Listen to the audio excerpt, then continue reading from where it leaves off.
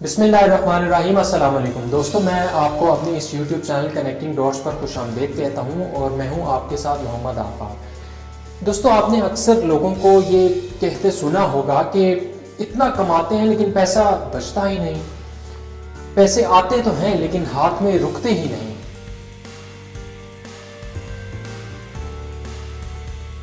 जी हाँ, ये हमारी डेली लाइफ का अहम मसला है, क्योंकि जब इनकम के बावजूद बचत नहीं होती तो हम महीने के आखिर में खाली हाथ और खाली जेब अफसोस करते रह जाते हैं। कुछ ऐसे हैं जो अपने मसाइल हल करने के लिए फिर उधार का सहारा लेते हैं, लेकिन नतीजतन कर्ज के बोझ तले दबते चले जाते हैं। इसके अलावा कुछ लोग ऐसे भी होते हैं जो अपनी मुट्ठी खोलते ही नहीं, यानी जहां खर्च करना हो वहां भी पैसे खर्च नहीं करते और हद से ज्यादा कंजूसी दिखाते हैं।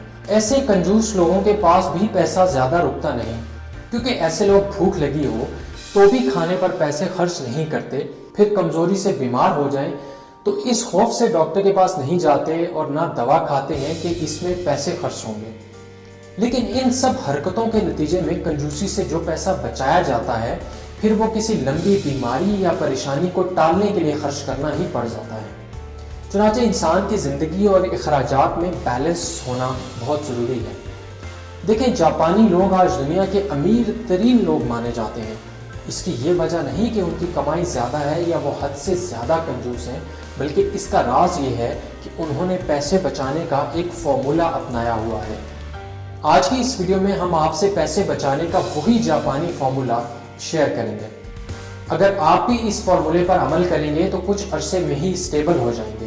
पैसे बचाने का ये जापानी तरीका काकीबो कहलाता है। इस तरीके के तहत जापानी लोग अपनी आमदन को 4 हिस्सों में तकसीम करते हैं और महीने के आखिर में अपनी इनकम का 20 से 30% हिस्सा बचा लेते हैं।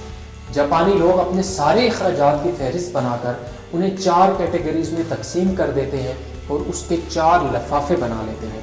पहले लिफाफे पर सर्वाइवल लिख दिया जाता है। इसमें इतने पैसे डाल दिए जाते हैं जो रोज़मर्रा की बुनियादी ज़रूरतें पूरी करने के लिए खर्च किए जाते हैं, जैसे कि खुराक, अद्वियात और यूटिलिटी बिल्स वगैरह की अदायगी। दूसरे लिफाफे पर ऑप्शनल लिख दिया जाता है। इसमें उन चीज़ों के लिए पैसे रखे जाते हैं जो इंतहाई अहम तो नहीं लेकिन उन्हें इंजॉय किया जाता है, जैसे कभी कभार शॉपिंग करना, बाहर खाना खाना या मूवीज़ वगैरह देखने के लिए चले जाना। तीसरे लिफाफे को कल्चर का नाम दिया जाता है। इसमें वो रकम रख दी जाती है जो कभी कभार सोशल एक्टिविटीज़ पर खर्च होती है, जैसे शादी ब्याह, किसी फ्रेंड या रिलेटिव की बर्थडे या इस तरह का कोई भी इवेंट और फंक्शन वगैरह।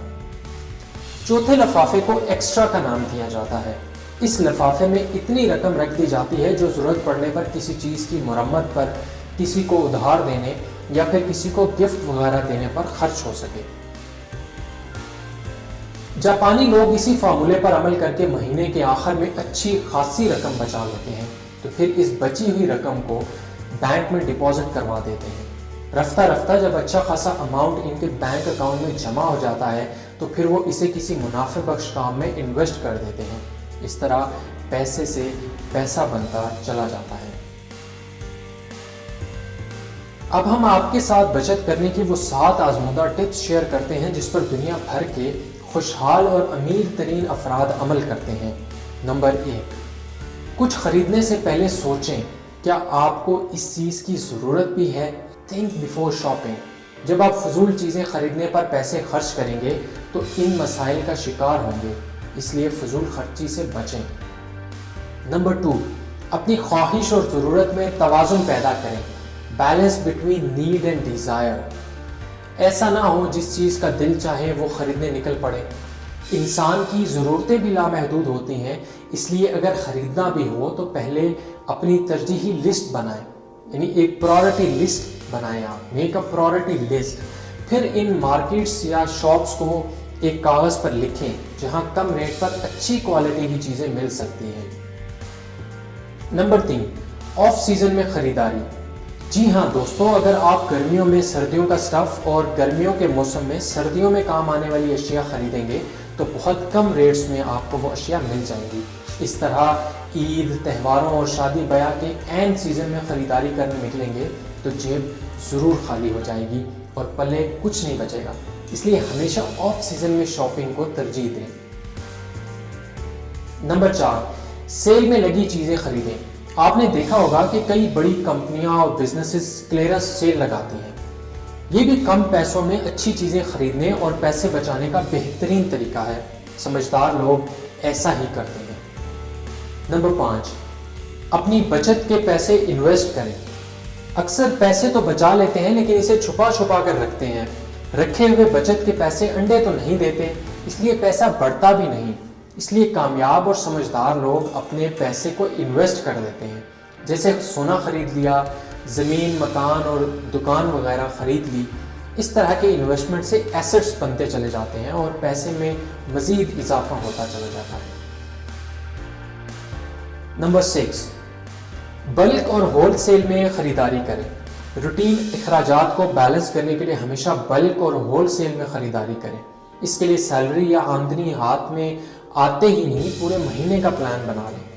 پھر بلک میں چیزیں خریدیں جو پورے مہینے کے لیے کافی ہوں، لیکن خریدی ہوئی چیزوں کی حفاظت کریں تاکہ وہ خراب نہ ہوں اور پورا مہینہ ان کا استعمال کیا جا سکے۔